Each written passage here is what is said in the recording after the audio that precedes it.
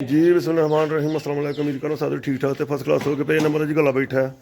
तो अस दाम को लगे गुआई गां एक दी चुआई करान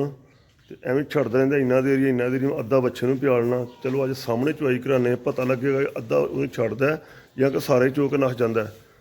क्यों दामा बच्चा मैंने जरा पालना है कि जो मर्जी हो जाए दुद्ध प्याल तो जिन्ना मर्जी ना पींदा ही वो लेकिन कल तो मैं लगा है मर जाना।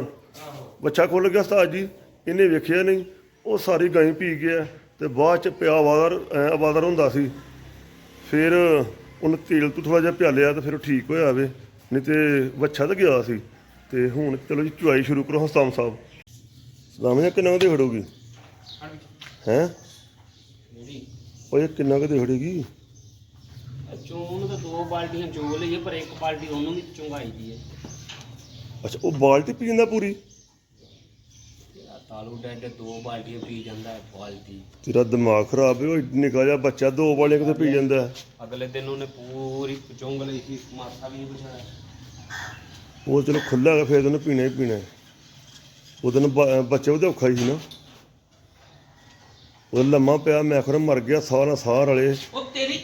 ठुड मारे फिर मैं ठल की है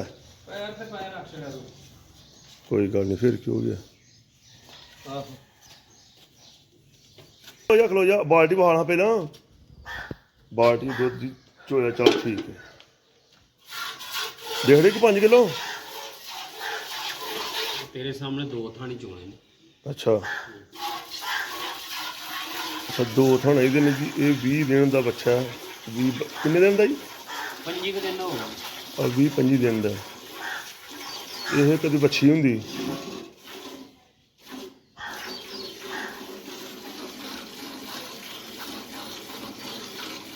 लो जी कैमरा रखना तो उत्ते गंजे के उत्ते ना मतलब फिर रख च ना करे और बाद च बाल्टी भर के काढ़ी छोड़ी वीडियो वेख लियो ना कि कट लगेगी तो पूरी बराबर वेखियो ताकि कितने हीरा फेरी करके तो बाल्टी ना किसी तरीके होर भर छड़े आंदा 2-2.5 बाल्टियां देंदी है और मैं चोना की एक बाल्टी है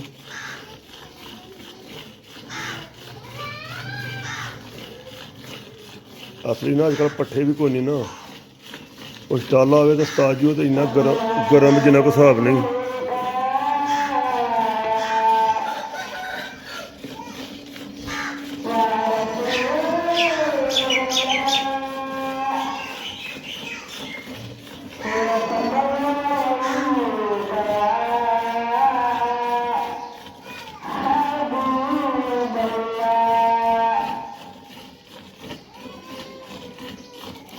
मस्जिद गराई हो रही है इतने आवाज़ बंद करनी ही लेकिन फिर वो घट लग जाना इस वास्ते कैम बंद नहीं करना ना।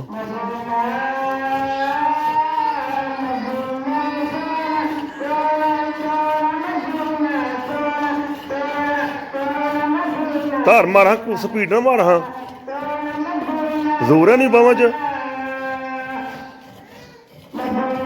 असली है ना सिर पक गया बेचारे का सारा ही ਇਹ ਵੇਖ ਲਓ ਅੱਗੋਂ ਵੀ ਨਾ ਤੇ ਹੁਣ ਬੁੱਢਾ ਹੋਣ ਡਿਆ ਜਦੋਂ ਜਵਾਨ ਸੀ ਉਹ ਸ਼ੇਰ ਹੁੰਦਾ ਸੀ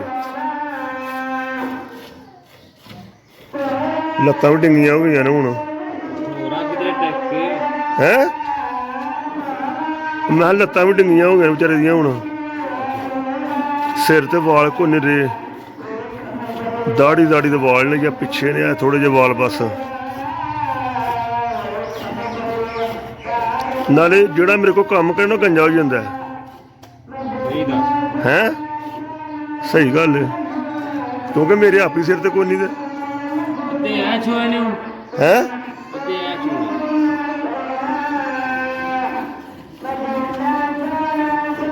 9 किलो की बाल्टी जी वेने भरदा कि नहीं भरदा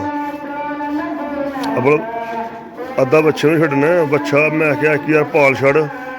दुद्ध कोई नहीं घट भी चोलांगे तो ऐस ईद साढ़े को बच्चे एडे कोई नहीं तो अगों तैयार करने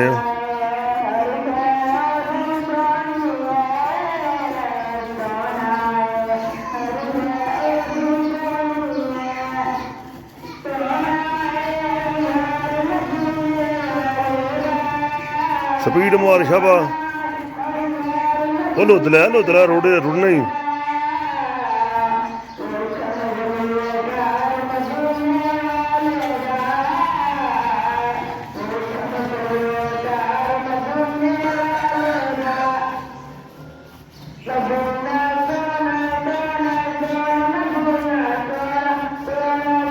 ਇਹ ਲੁੱਦ ਲੈ ਇੰਨਾ ਕੁ ਕੋਈ ਨਾਮ ਮਿਲਣਾ ਤੈਨੂੰ ਭਲਾ ਭਰੀ ਹੈ ਕਿ ਭਰੀ ਨਹੀਂ ਫੁੱਲ ਭਰੇ ਰੁੜਦਾ ਪਿਆ ਤੂੰ ਤੇ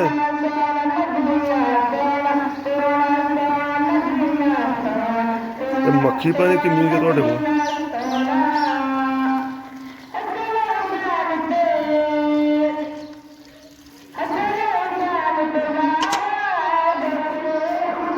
ਲਓ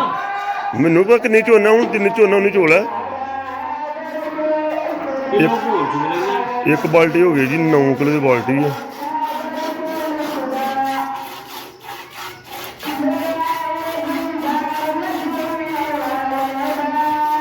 ਐਸ ਜਵਾਨ ਨੇ ਕੱਲ ਦੁੱਧ ਪੀ ਲਿਆ ਸਾਰਾ ਹੀ ਤੇ ਫੇਰ ਹੋਇਆ ਬਿਮਾਰ ਤੇ ਅਸੀਂ ਦਿਨ ਗਿਆ ਦੁੱਧ ਮਾਸ਼ਾਅੱਲਾ ਗਾਂ ਦਿੰਦੀ ਹੈ ਤਕਰੀਬਨ 5 ਪਲੱਸ ਤੇ ਹਾਲੇ ਪੱਠਿਆਂ ਦਾ ਮਸਲਾ ਸਟਾਲਾ ਬਹੁਤ ਗਰਮ ਹੈ ਮੇਰੇ 30 ਤੋਂ over ਜਾਂਦੀ ਹੈ ਨਾ 35 ਅਰਾਊਂਡ ਪਿਛਲੇ ਸਾਲ 35 ਚ ਹੁੰਦੇ ਰਹੇ ਆ ਜਾਂ ਤਾਂ ਉੱਚਰੀਆਂ ਰਲ ਜਾਣ ਤੇ ਫਿਰ ਵੀ 30 ਤੋਂ ਕ੍ਰਾਸ ਕਰੇਗੀ ਇਹਨੂੰ ਪਾਲਣਾ ਹੈ ਜੀ